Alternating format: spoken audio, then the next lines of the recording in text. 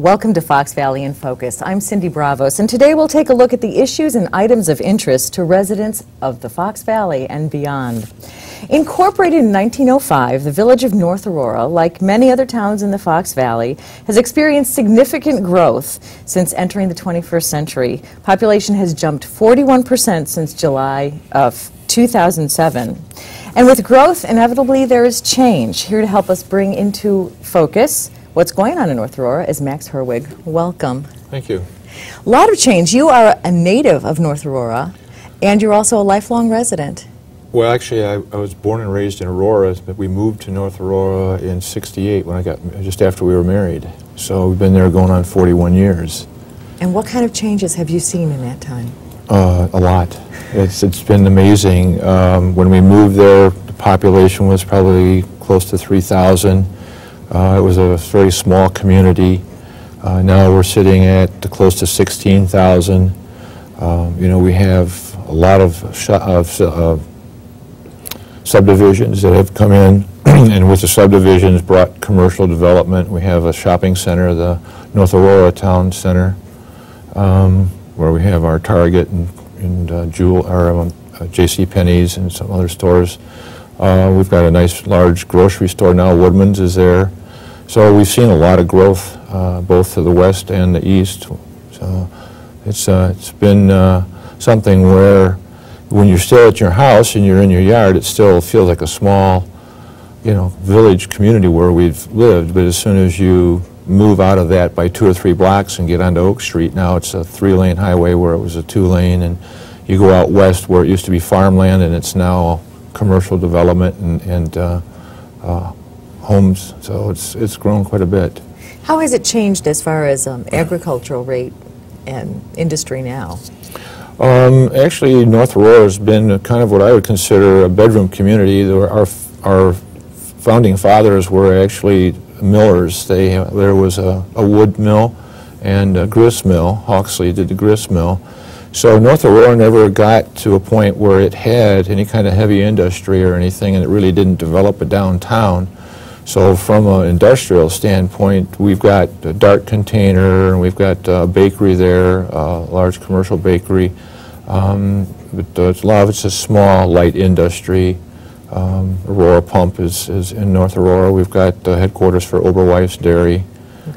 So we've got a little bit of that. Agricultural, there's a little farmland still left that will be hopefully eventually sometime in the village.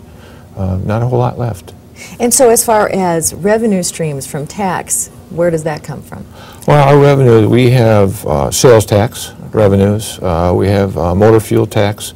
We have a non-home rule 0.5% sales tax. We have utility tax, 3% utility tax. So we get most of our revenues through, you know, taxings, and with the shopping centers and the grocery stores and stuff that we do pretty good. We project our revenue stream for 2008. Our budget projected about a little over $19 million worth of revenue, and our expenditures we're probably going to be about $300,000 in the red this year because of the economy. Our revenues are down about 10% right now. We should end up, our fiscal year ends May 31st, so we're right on the tail end of that, and we're looking at projecting about a 10% reduction in revenue this year. What about growth? When you talk about that westward corridor, how close are you to being landlocked? We're probably about 80% developed. Okay. So we've got most of our commercial has been at least identified, and there's some commercial that we have on our comp plan that has not been brought into the village yet. The landowners, you know, the developers haven't come for that. The Long Orchard, but most of it's been developed. We have very little residential, R1 residential or estate. Now we have our estate left.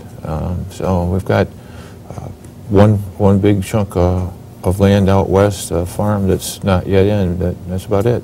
Well, let's talk about that comp plan, because in the 1990s you twice addressed that comprehensive plan and the direction that the village was going to go. Right.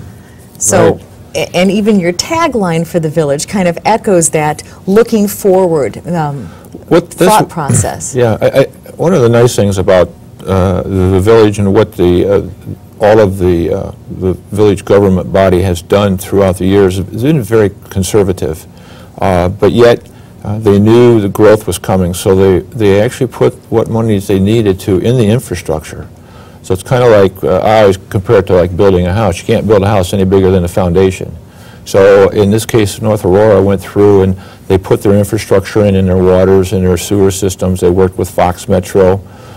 We put in, our roads. We put in millions of dollars into our intersections. We got Woodman's in. We got the shopping center in because of that. So from a growth standpoint, we feel that we're ready. Our water system is there to grow. In the same way with our sewers and stuff, that we're ready to finish out that last 20%, both with residential and commercial, without having to put too much more infrastructure in.